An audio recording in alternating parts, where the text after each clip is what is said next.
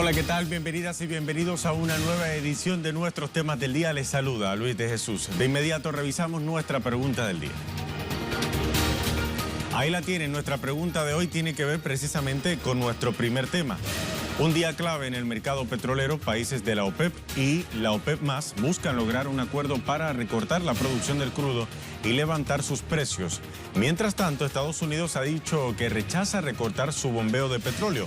¿Por qué no quiere el gobierno del presidente Donald Trump que se llegue a un acuerdo? Esa es nuestra pregunta de hoy. Participe de ella, la consigue en Twitter, @LuisTelesur. Países miembros de la OPEP y no OPEP llevaron a cabo este jueves una reunión virtual en aras de alcanzar un acuerdo para recortar la producción del crudo y levantar el precio mundial del barril de petróleo. Unos 30 países participaron en esta conferencia que ha despertado grandes expectativas. Este es nuestro primer tema del día. En el encuentro se dio a conocer de un nuevo acuerdo entre Rusia y Arabia Saudita para reducir la producción petrolera. La medida permitiría estabilizar el mercado internacional del crudo en medio de la pandemia del coronavirus. El acuerdo implica una reducción de hasta 10 millones de barriles diarios. Para ampliar más información sobre lo que ocurrió en esta reunión, vamos ahora hasta Damasco, Siria, con nuestro corresponsal Hichan Wanous, quien tiene los detalles. Hichan, un gusto saludarte. Cuéntanos.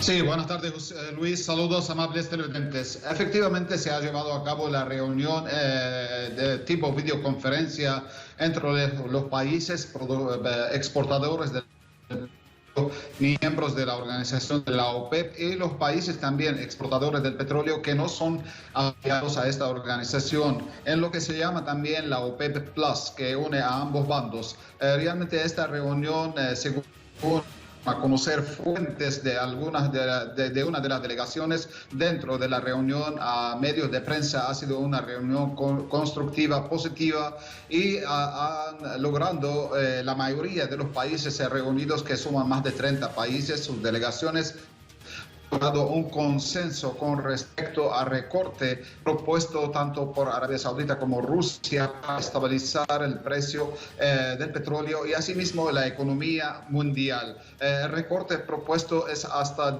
10 millones de barriles de petróleo diarios. Las cuotas de reducción serán repartidas entre los países miembros de la OPEP y los países que no son afiliados a esta organización, que son exportadores del petróleo.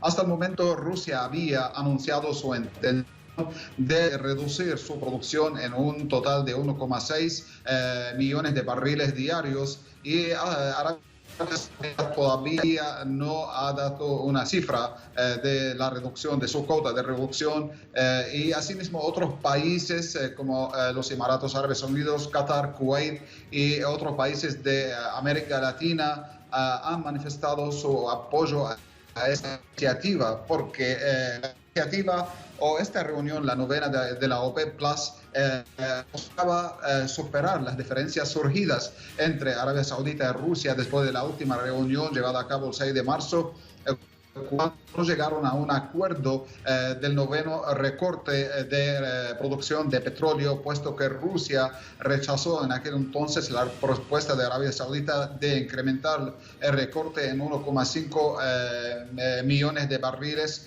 y Rusia afirmó en aquel entonces que siempre ha ayudado a recortar la producción, pero este recorte da ganancias a las compañías norteamericanas que producían el petróleo de esquisto. Es un petróleo que se produce que tiene un alto nivel de costo de extracción, de refinación, razón por la cual, por el momento, según expertos consultados, Estados Unidos se beneficia de los actuales precios de petróleo que bajaron notablemente después de la propagación de la pandemia del nuevo coronavirus COVID-19 y después del desacuerdo que hubo entre Arabia Saudita y Rusia y lo que desató la guerra de precios de petróleo. Se beneficia a Estados Unidos que es un país que, aunque produce el petróleo esquisto, pero también compra el petróleo de los países del Golfo Pérsico, de otros países productores del petróleo, y ahora lo está comprando a precios bajos y lo está almacenando, según afirman los expertos, para utilizarlo en futuro. Entonces, a corto Estados Unidos dañada como los demás países, pero a largo alcance sí, Estados Unidos tendrá sus ganancias, razón por la cual ahora está en contra del acuerdo o esta iniciativa que está por alcanzar entre Arabia Saudita, Rusia y otros países reunidos que llevaron a cabo esta reunión de la videoconferencia. También Venezuela manifestó su apoyo a esta iniciativa y tuvo contacto directo con Rusia y Arabia Saudita. Hay que destacar que hay países que se benefician de la actual situación, que son importadores de petróleo principales, como lo es China y otros países que no tienen recursos petroleros. Pero también hay países que tienen recursos petroleros, pero debido a las sanciones económicas occidentales, sobre todo por parte de Estados Unidos, y al bloqueo, no pueden tener ganancias de la explotación de su petróleo, y ahora su economía depende casi totalmente de la producción del petróleo, y con la baja de precios la economía de estos países se ve afectada notablemente. Por último, hay que destacar realmente que la OPEP Plus pretende avanzar en este marco, y el acuerdo posiblemente podrían llegar a firmarlo muy pronto, y se espera también la reunión del día de mañana de los ministros de energía y petróleo de los países del G20, que también se va a desarrollar tipo videoconferencia para también impulsar esta iniciativa de producción petrolera de los países productores del petróleo de la OPEP y los países que no pertenecen a esta alianza. Adelante, Luis. Hicham Ghannouch, esa es entonces la situación con esta reunión entre los países de la OPEP y los países de la no OPEP. Esperamos una resolución prontamente. Gracias, Hicham, por este informe. Hasta la próxima. Cabe destacar también, importante, que los precios del crudo del petróleo se han visto particularmente afectados en medio de la pandemia por el coronavirus en todo el mundo, porque los precios se encuentran a la baja, la demanda, por lo tanto, también está a la baja. Hay que reseñar, lo decía Hicham Ghannouch, todavía se espera entonces un acuerdo entre Rusia y Arabia Saudita. En cualquier momento sería anunciado por la OPEP. El ministro del Petróleo de Venezuela, mientras tanto, Manuel Quevedo, se ha referido en Twitter a este encuentro. Lo escribió en su cuenta diciendo lo siguiente: Venezuela apoya la iniciativa de Arabia Saudita y Rusia en la 9ª reunión extraordinaria OPEP+, con la finalidad de tomar decisiones para estabilizar el mercado petrolero y por ende las economías de todos los países del mundo.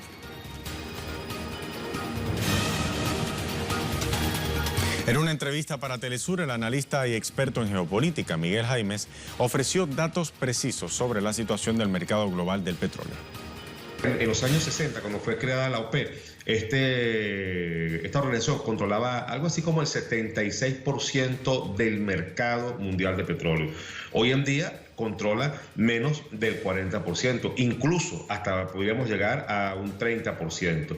Esto producto de que la OPEP siempre tiene que estar regulando el mercado, es decir, asumiendo los platos rotos de lo que hacen los otros dos marcadores, sobre todo el West Texas y el del Mar del Norte, que no han querido nunca cartelizarse y que juegan con los precios del petróleo.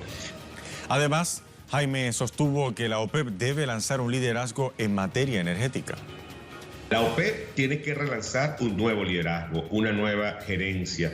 Esta propuesta de la OPEP de los más, o de la OPEP Plus, o de la OPEP más, indudablemente que tiene que traer a la cintura, a la silla, y sentar a los demás países y ponerse a hablar con elementos muy claros, porque no puede beneficiarse una nación a el riesgo de inundar todo el planeta de pobreza.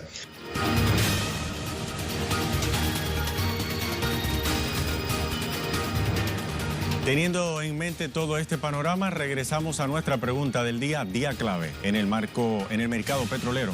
Países de la OPEP y la OPEP+ buscan lograr acuerdo para recortar la producción del crudo y levantar sus precios, mientras Estados Unidos rechaza recortar su bombeo. ¿Por qué no quiere el gobierno del presidente Donald Trump que se llegue a un acuerdo? Esa es nuestra pregunta del día. Participe usted de ella. La consigue en Twitter, @LuisTelesur. Y ahora Telesur le invita a ver En Clave Política, nuestro programa de análisis que toma el pulso democrático en América Latina y descifra también los acontecimientos en el tablero político. Esta noche será entrevistada la socióloga y vocera del movimiento Ríos Vivos, Isabel Zuleta, para analizar la situación social y sanitaria en Colombia. Usted podrá verlo a las 21:30 hora Venezuela, 3:30 hora España, 20:30 hora Ecuador, 22:30 Argentina y 19:30 hora México, solo por aquí, por Telesur.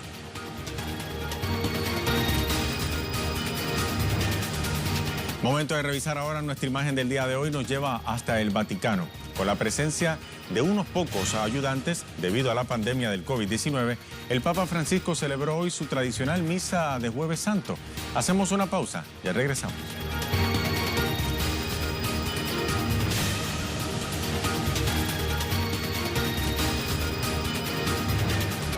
De vuelta a nuestra edición de hoy de Temas del Día, el Congreso Español aprobó este jueves la segunda prórroga del estado de alarma propuesta por el Ejecutivo de Pedro Sánchez hasta el 26 de abril con el objetivo de frenar la pandemia del nuevo coronavirus.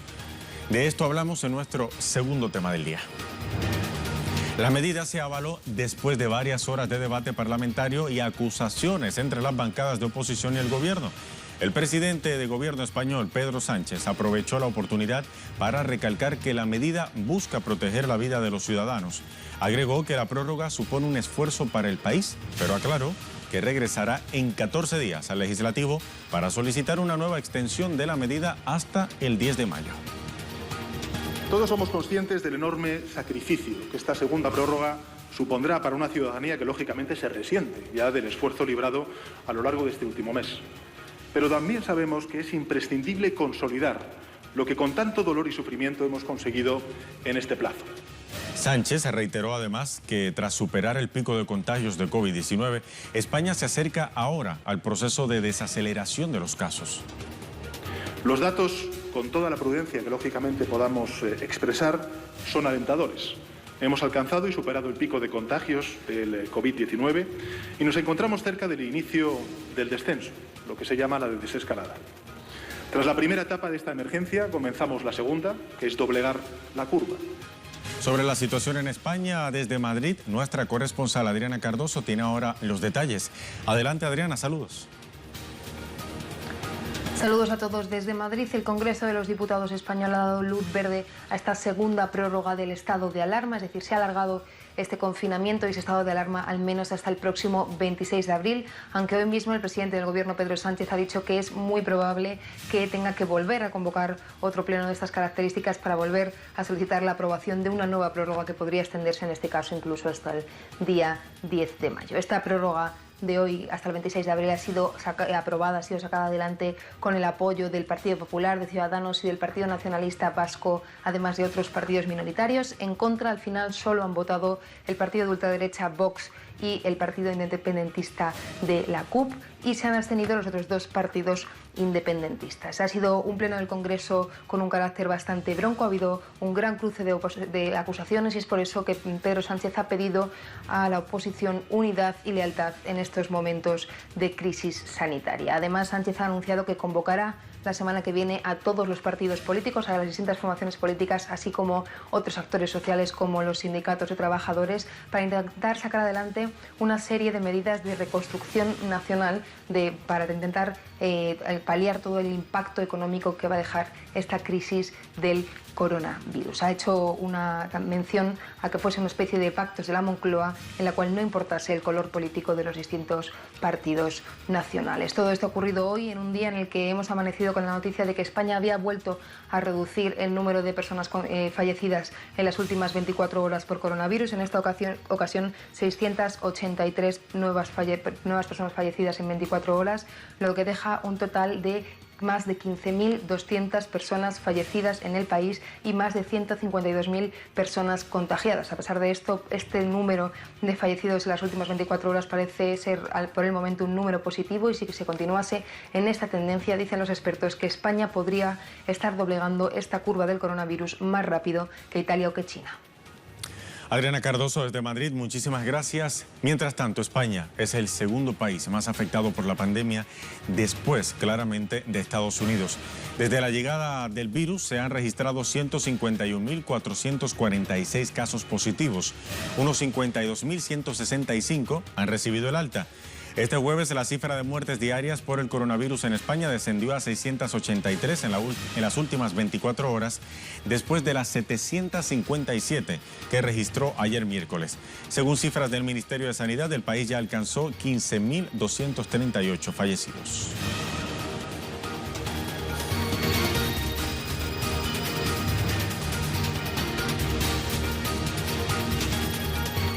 Momento de ver qué más acontece en el resto del mundo. Para ello nos vamos a Twitter. Iniciamos en la cuenta de nuestra corresponsal Nayara Tardo.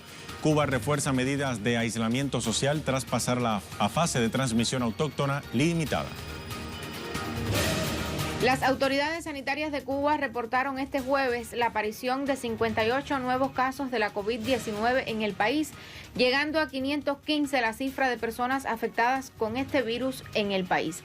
Mientras tanto, 15 personas en total han fallecido a consecuencia de este virus y otras 28 se han recuperado y han sido dadas de alta clínica. El vocero del Ministerio de Salud Pública de la isla aseguró en conferencia de prensa ofrecida hoy en la mañana que entre los casos confirmados este jueves aparecieron 5 pacientes a los cuales no se le ha podido identificar la fuente de contagio. La aparición de este tipo de casos ha hecho que Cuba entre en la fase de transmisión autóctona local, por lo que el gobierno cubano ha decidido reforzar las medidas de aislamiento social, sobre todo en aquellos territorios más afectados o que reportan un mayor número de personas contagiadas con la COVID-19. El Estado Mayor de la Defensa Civil ordenó el cierre de cafeterías y restaurantes, la suspensión de bebidas alcohólicas y ordenó también que este tipo de locales queden abiertos solo para elaborar alimentos para llevar a los hogares. Este jueves en la tarde, el gobierno cubano informará nuevas medidas a tener en cuenta en el país tras la entrada en la fase de transmisión autóctona limitada. Vamos ahora hasta Colombia. Diversas denuncias se presentan porque los recursos económicos no están llegando a las personas vulnerables de Colombia en el marco de la emergencia económica y social. Tras la llegada del coronavirus, informa Hernán Tobar. Sí, efectivamente en Colombia pasa algo inaudito en relación a la asignación de subsidios económicos para las personas más vulnerables. De acuerdo a las denuncias que se han presentado por las redes sociales, inclusive algunos congresistas del partido de oposición al gobierno se vienen presentando en la página de planeación al buscar si usted es beneficiario o no de los recursos económicos de ingreso solidario, aparecen números de cédula que pertenecen a personas ya fallecidas o a números de cédula inexistentes. Según Planeación Nacional, ya se han girado alrededor de 1.194.608 giros a personas cuya destinación de estos recursos son personas vulnerables. Se le está exigiendo al gobierno una explicación frente a estas anomalías, ya que estos recursos económicos no les estarían llegando. También el Procurador Nacional hace un llamado y sobre todo activa los mecanismos de investigación, ya que alrededor de 10 procesos se han aperturado en relación a sobrecostos e irregularidades para la adquisición de mercados que también están destinados a personas vulnerables. Algunos funcionarios de algunos departamentos del país han sobreelevado los costos de estos mercados, así que hay mucha preocupación tanto de los entes de vigilancia como de las personas a las que les tiene que llegar esta ayuda económica y no les está llegando.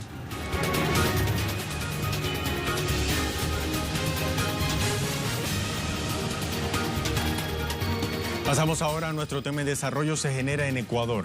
La falta de atención y manejo de cadáveres en las calles de la ciudad de Guayaquil evidencian la situación respecto al coronavirus en ese país. Nuestra corresponsal Denise Herrera tiene detalles desde Quito. Adelante, Denise. Saludos. Qué gusto saludarte desde Ecuador. Así es, las autoridades ecuatorianas han actualizado nuevamente las cifras en relación a la COVID-19. Según el gobierno nacional, Ecuador registra 4.965 casos confirmados de coronavirus y 275 personas fallecidas. Son las cifras oficiales, pero también cifras que han sido cuestionadas. Recordemos que el epicentro de esta pandemia en el país es la ciudad de Guayaquil, donde se ha venido denunciando primero un incumplimiento en el levantamiento de personas fallecidas por el nuevo coronavirus. También se ha hecho denuncias públicas de que no se encuentran los cuerpos de personas víctimas mortales de la COVID-19, pero además ahora se sumaron denuncias a este contexto, principalmente de los sectores más vulnerables de Guayaquil, uno de ellos el Monte Sinaí, donde ciudadanos han venido reiterando que el proyecto del cementerio de Monte Sinaí perjudicaría sus territorios, sobre todo por los asentamientos que existen alrededor de este proyecto. Según las autoridades, se lleva adelante todas las acciones necesarias para salvaguardar la integridad y también a los ciudadanos frente a esta pandemia, pero asimismo continúa haciéndose públicas, ya no solo de ciudadanos, sino también del sector de la salud. Recordemos que el Colegio de Médicos ha hecho un pronunciamiento, el Colegio de Médicos de Pichincha y también el de Guayas. Los médicos reclaman ahora, frente a un reciente pronunciamiento del ministro de Salud, Juan Carlos Ceballos, quien al tratar de esclarecer este tema en relación a los profesionales de la salud, ha dicho que muchos de los contagios de los médicos en el Ecuador han sido comunitarios y no en los hospitales, por lo cual se ha pedido de los sectores de la salud de Ecuador que se esclarezcan estas declaraciones. No ha habido un pronunciamiento oficial. Recordemos que según el gobierno hay 417 profesionales de la salud infectados y 10 profesionales de la salud habrían ya fallecido por la COVID-19. Sin embargo, el registro que llevan los colegios de médicos en el país cuentan algo distinto. Inclusive el Colegio de Médicos del Guayas ha hecho recientemente público una lista nuevamente agradeciendo y honrando la memoria y el trabajo de los héroes, como ahora se los califica y se los reconoce a todos los médicos en el mundo. Son alrededor de 53. Son cifras distintas, pero sobre todo marcan distintas directrices, lo que por un lado el gobierno anuncia y dice que inclusive recibe donaciones, que tiene todo el presupuesto económico y que tiene todo listo para poder afrontar y llevar adelante al país frente a la pandemia, pero por otro lado vemos que estas irregularidades siguen siendo muy importantes en el país. Esta es toda la información que tengo desde Ecuador. Vuelvo contigo a estudios. Denise Herrera, gracias por ese reporte desde Quito, Ecuador, en la situación en ese país. Mientras tanto, nosotros vamos ahora a revisar nuestra pregunta del día.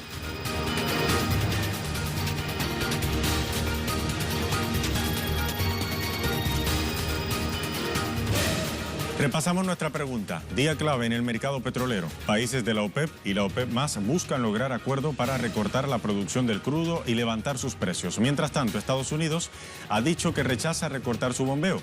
¿Por qué no quiere el gobierno del presidente Trump que se llegue a un acuerdo?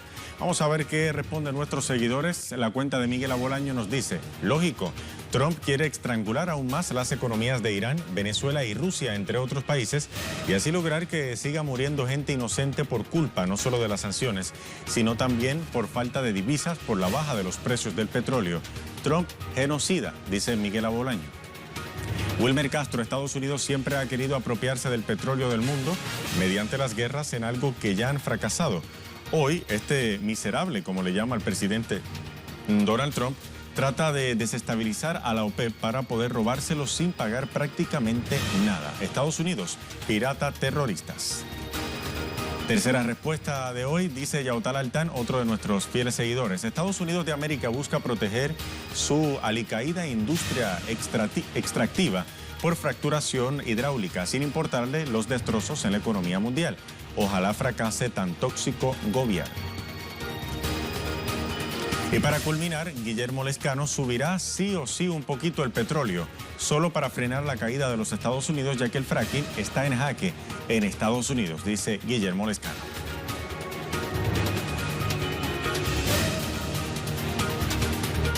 Con esta respuesta llegamos al final de esta edición, pero antes nuestro video web del día, producciones audiovisuales, que usted puede conseguir compiladas en la cuenta en Facebook de Telesur.